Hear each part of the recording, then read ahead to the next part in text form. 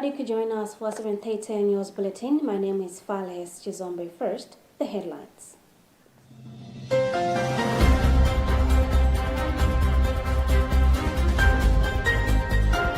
Pope Leo XIV issues fresh appeal for peace as Middle East conflict escalates. 6 billion kwacha funding gap disrupts effective prosecution of criminal cases at the Directorate of Public Prosecutions.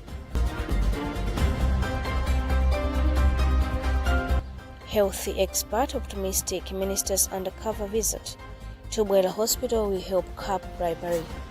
And in other news, Mushtaba coming as new Supreme Leader.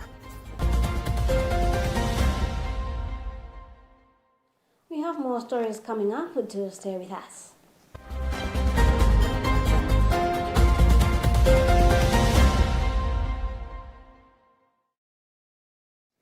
After praying the Angelus in St. Peter's Square on Sunday, Pope Leo XIV expressed deep concern over the escalating tensions in the Middle East, saying reports emerging from the region are deeply troubling. Addressing about 15,000 pilgrims gathered at St. Peter's Square in Vatican City, the Pope highlighted the ongoing violence and destruction as well as the glowing atmosphere of hatred and fear affecting communities in Iran and other parts of the region. He also expressed concern that the conflict could spread further and destabilize neighboring countries, including Lebanon, which he described as a beloved nation that risks sliding back into instability. We have a Vatican News report read by Patrick Pupa.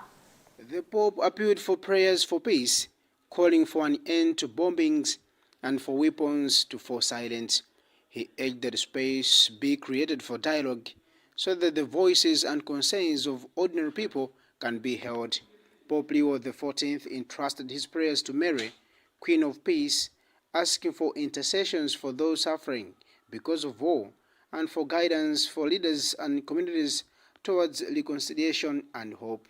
A weak area during the previous Sunday Angelus, Pope Leo XIV had also raised alarm over the deteriorating situation in the Middle East and Iran. He warned that stability and peace cannot be achieved through threats or the use of weapons that bring destruction, suffering, and death. The pontiff cautioned that the escalating violence risks turning into a tragedy of enormous proportions if it is not brought under control. He therefore called on all parties involved to take more responsibility and halt the spread of violence before it reaches a point of no return. The Holy Father also urged nations to return to diplomatic engagement, emphasizing the importance of dialogue in promoting the common good and ensuring peaceful coexistence built on justice. The Pope concluded his appeal by encouraging continued prayers for peace.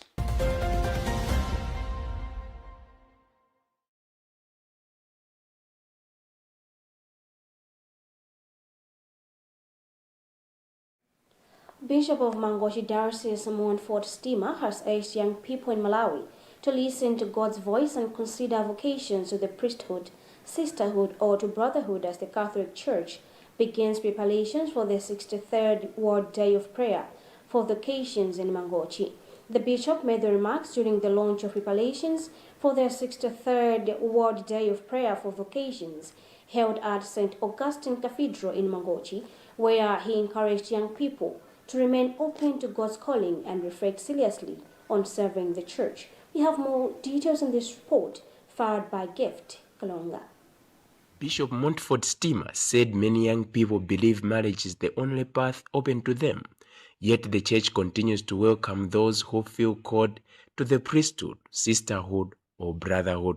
He explained that the opportunity to join religious life does not end after secondary school or when one starts university, stressing that young people who are not married can still respond to God's call. The bishop further reminded the youth that the priesthood is a serious vocation that requires commitment and dedication, urging them to pray, reflect, and be ready to respond generously to God. They go into the secular world, and the secular world there is a lack of employment, in the secular world, there is a lot of hardships that they need also to know that when they have decided to go into these other vocations, it's similarly like the priesthood, they also have to meet a lot of challenges.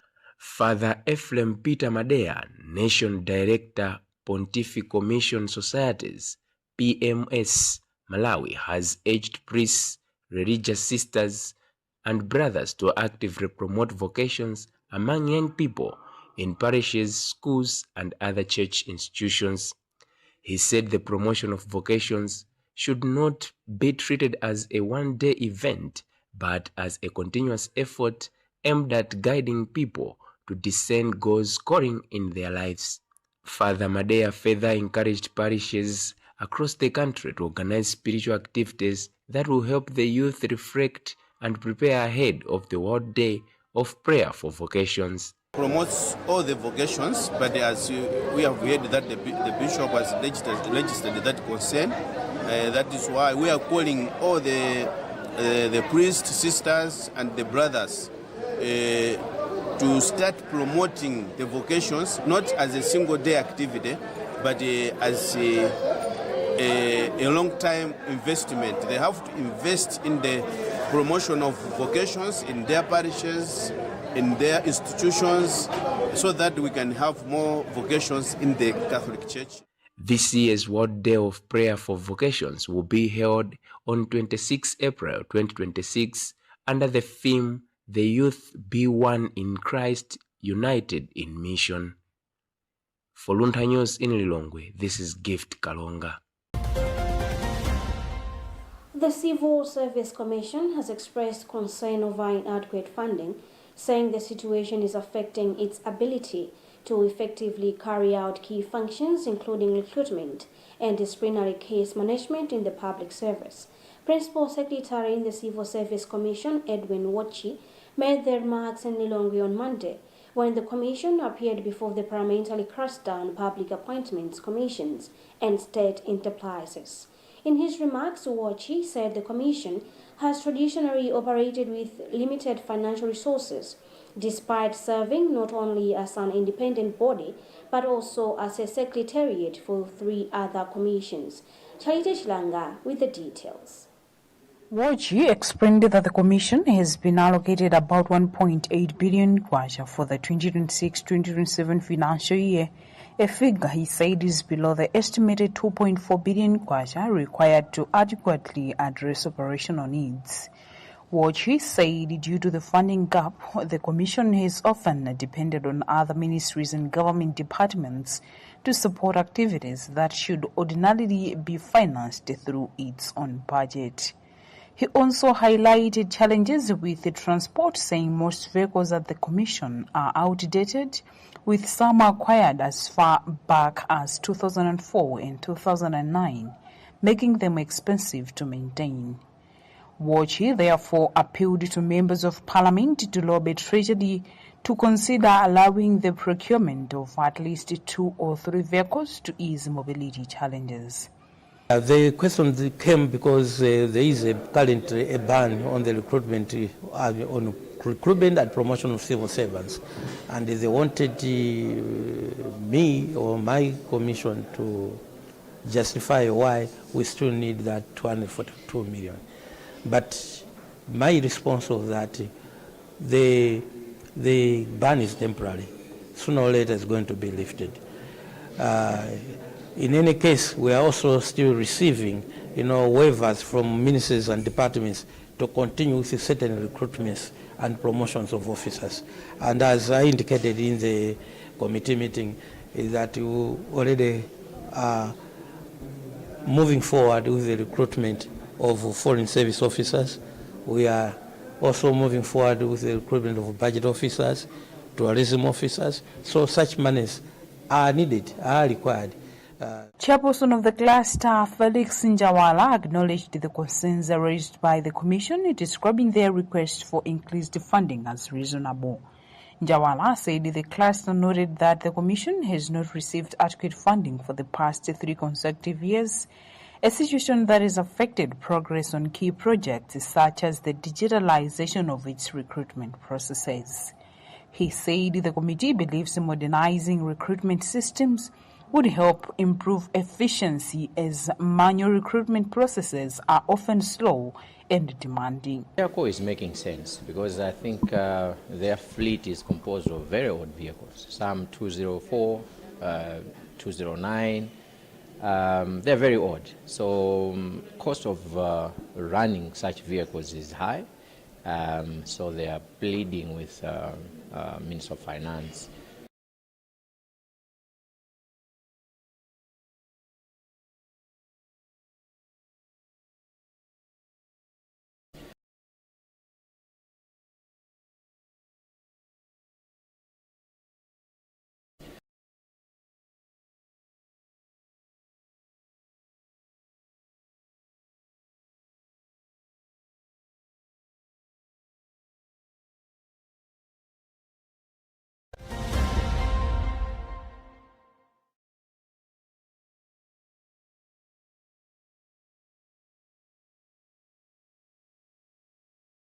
The Directorate of Public Prosecutions (DPP) says it's facing a 6 billion kwacha funding deficit, which is affecting its ability to effectively prosecute criminal cases across the country.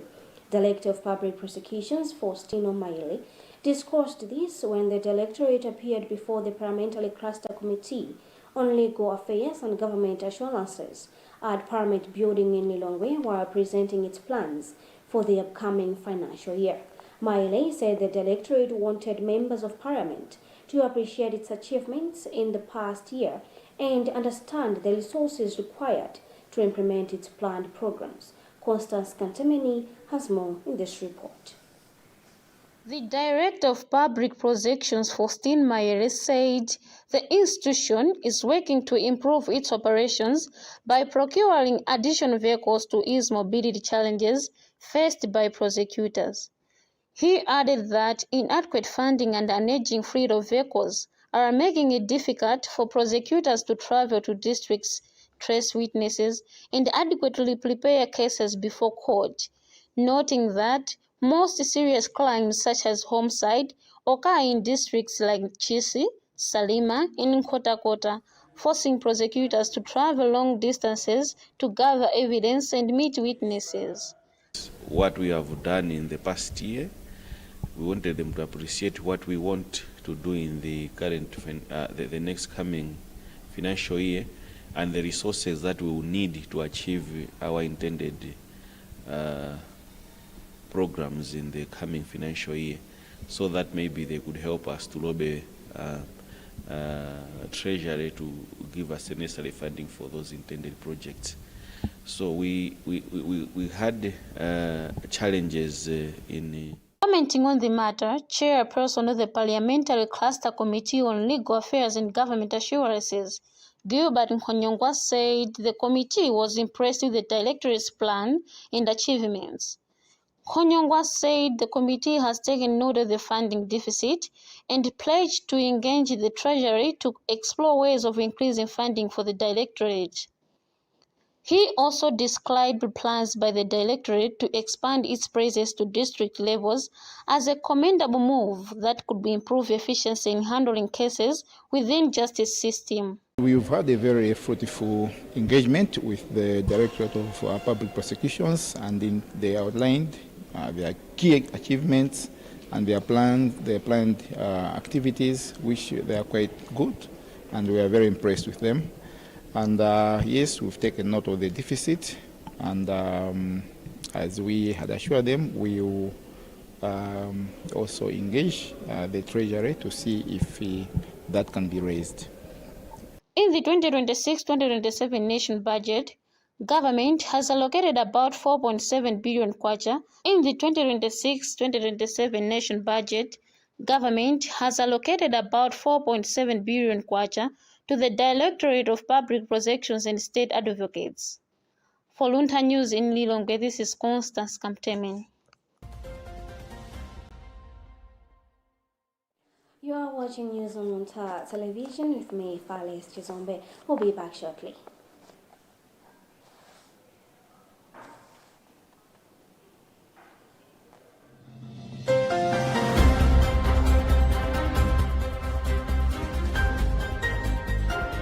Pope Leo XIV issues fresh appeal for peace as Middle East conflict escalates. 6 billion kwacha funding gap disrupts effective prosecution of criminal cases at the Directorate of Public Prosecutions. Healthy expert optimistic minister's undercover visit to Bwela Hospital will help curb bribery. And in other news, Mushtaba coming as new Supreme Leader.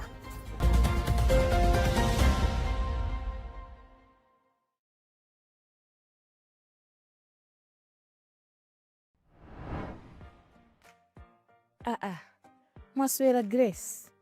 Ndaswera kai maive. Magula mabuku kodi? Ndabwereka ku library. Kodi yakope ndi secondary school so mmatha kugwiritsa ntchito library ya school? Ndichina chilichonsetu.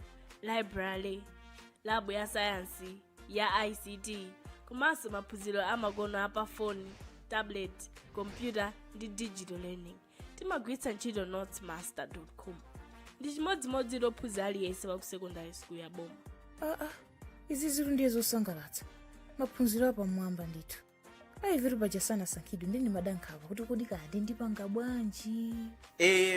Ife tonse amene tinakhonza mayeso a 8 koma sitinasankhidwe kupita ku secondary, munasiyira sukulu ya secondary panjira, kapena mukufuna kutsitsa ma points, dziwani kuti unduna wa maphunziro a primary ndi secondary unakhazikitsa maphunziro a open secondary schools ngati njira imodzi yowonjezera mwayi wa maphunziro apamwamba kudzera msukulu za secondary za m'madera athu kumene kuli aphunzitsi odziwa ntchito yawo bwino komanso zipangizo zapamwamba zoyenera pa maphunziro. Musazengereze, kalembetseni lero ku open secondary school ya mdera lanu kuti mupeze maphunziro apamwamba.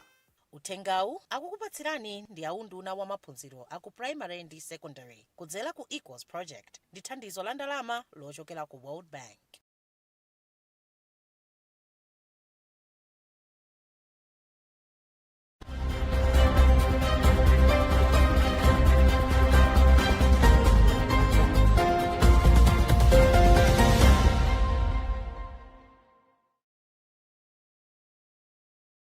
Still on the news, the Ministry of Gender, Children, Disability and Social Welfare cites a 36% reduction in its proposed 2026-2027 budget could affect the implementation of critical programs targeting vulnerable groups in the country.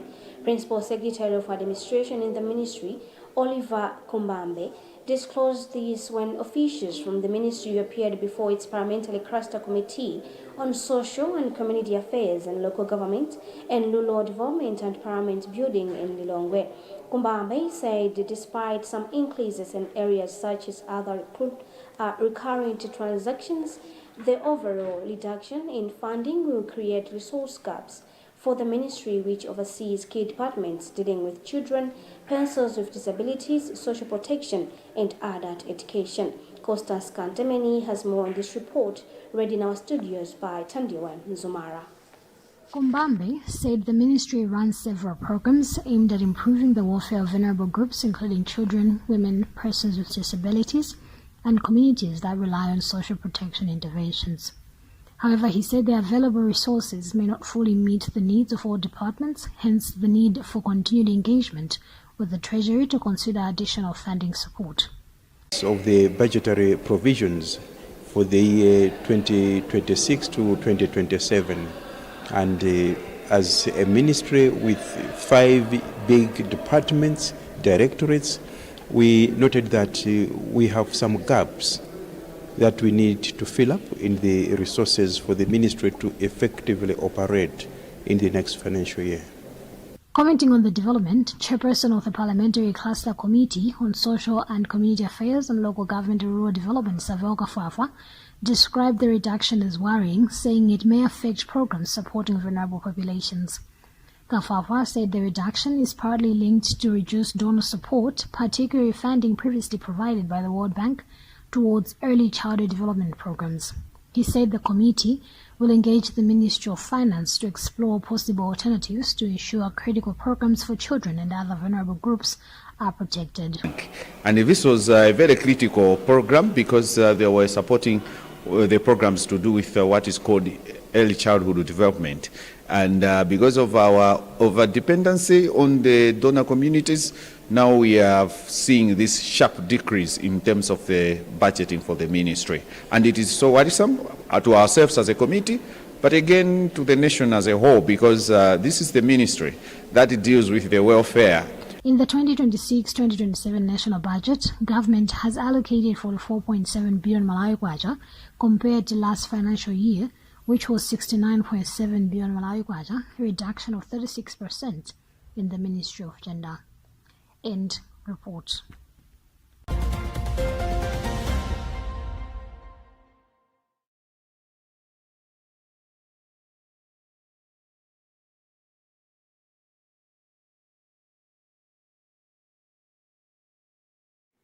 Healthy expert George Jobe has commended the Minister of Health for conducting an undercover visit to Boila Hospital in Lilongwe to assess service delivery. Jobe, who is also the Executive Director of the Malawi Health Equity Network, said the initiative is commendable because it allowed the Minister to experience firsthand and challenges many patients face when accessing public health services, including allegations of bribery and unfriendly treatment from some healthy workers. He added that civil society organizations have long recommended that senior government officials occasionally visit public facilities as ordinary citizens to better understand the realities faced by citizens. Judy Fogan has further report read in our studio by Tanliwe Nzumara. During the visit, Minister of Health Madalito Aloy disguised herself as an ordinary patient, where she registered and joined the queue to observe service delivery. She noted that the experience exposed several challenges, including long waiting times, poor patient handling, lack of privacy, and allegations that some patients were allowed to jump the queue after paying about 10,000 Malawi kwacha. Waloi then condemned alleged bribery at Boila Hospital, warning that government will take action against health workers who demand money from patients seeking faster treatment. Recommendations. The aim is to improve service provision. The aim is to make sure that Malawians are receiving quality service and every Malawian life matters. That's what we want, and that's what we want to achieve as public hospitals. So I can say it here that the experience, some of the good things, we've seen that on the walls of the hospitals there are numbers of hospital ombudsmen everywhere, and it's encouraging to see that people can actually use that. Meanwhile, health expert George Jobe has noted that the Minister of Health's visit has sent a strong message that bribery and poor patient handling will not be tolerated in public health facilities.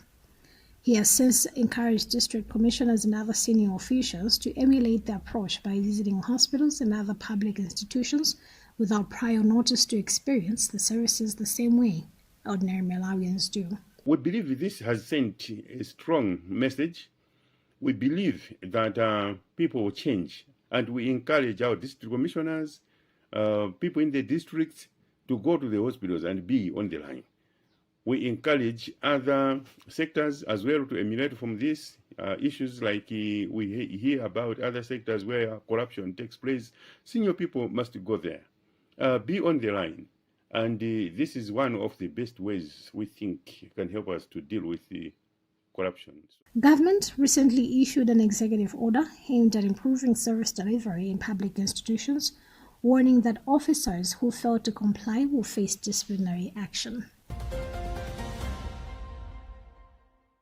In international news, Yoweri Museveni has taken over the new rotating chairperson of the East African Community, succeeding William Ruto.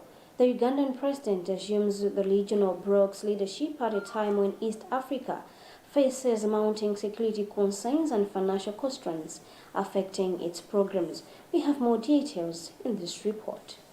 Yoweri Museveni will chair the East African Community for the next 1 year, from March 2026 to March 2027, following the handover from Kenya's President William Ruto.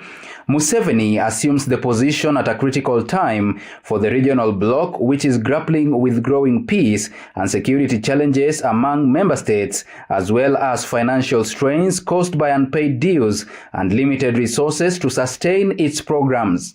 During the closed session of the summit, the heads of state have decided that the Republic of Uganda assumes the chair and the Republic of Rwanda will be the rapporteur.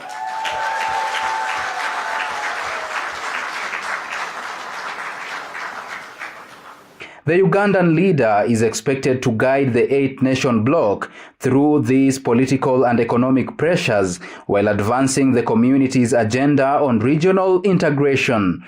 Meanwhile, Rwanda has taken over from Somalia as a rapporteur of the East African Community, a role that positions Kigali to potentially assume the bloc's rotating chairmanship in 2027.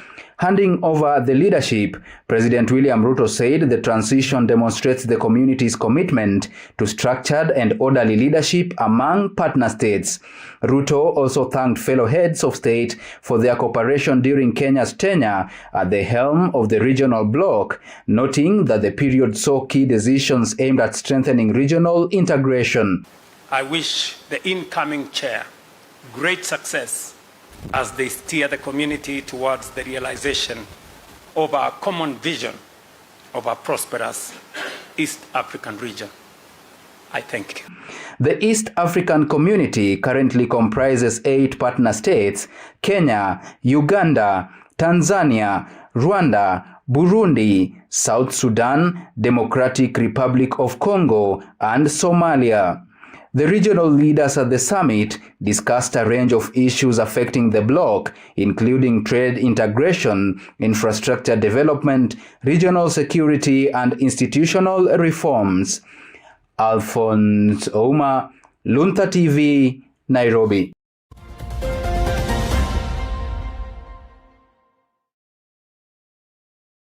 Still on international news, Iran has appointed Mohar Khamenei, the son of the late Supreme Leader Ayatollah Ali Khamenei, as the Islamic Republic's new head, signaling continuity of hardline leadership in the country. The 56-year-old is known for his discreet profile, having largely stayed away from public office during his father's rule. Despite his low public profile, Mohar Khamenei has long been speculated to worldly influence behind the scenes, particularly at the heart of Iran's political and military power. Observers say his rise reflects a desire among conservatives elites to maintain a firm grip in the country's leadership. We have an African News report read by Patrick Popa.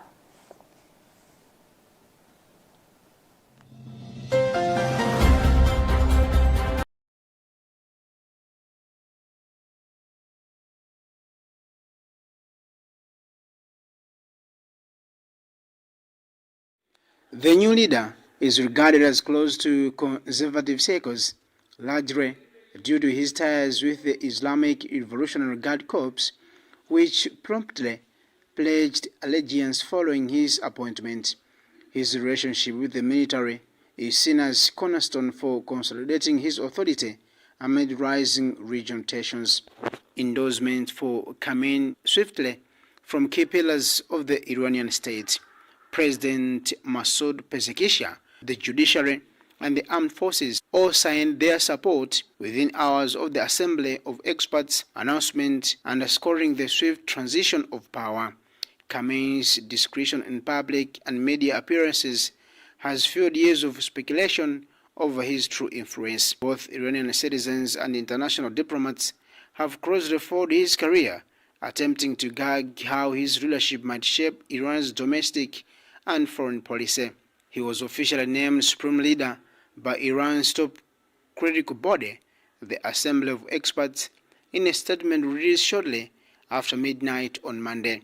The decision marks a rare-style succession in a country that had previously rejected dynamic rule.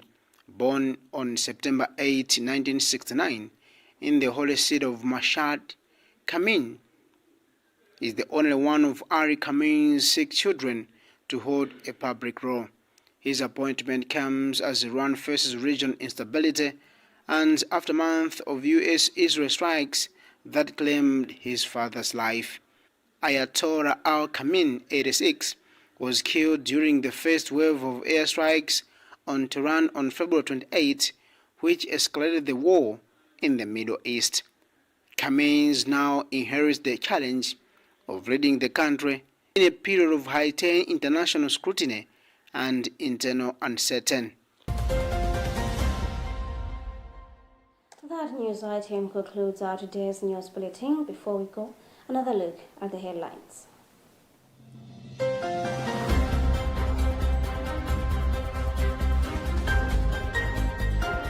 Pope Leo XIV issues fresh appeal for peace as Middle East conflict escalates. 6 billion kwacha funding gap disrupts effective prosecution of criminal cases at the Directorate of Public Prosecutions. Healthy expert optimistic minister's undercover visit to Bwela Hospital will help curb bribery.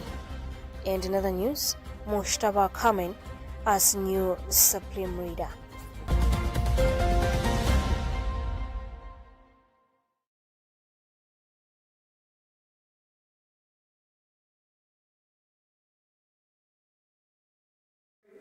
I've been Fales Chizombe. Thank you so much for watching, and don't forget to tune in for the list of our programs here on Luntha Television. Stay safe and goodbye.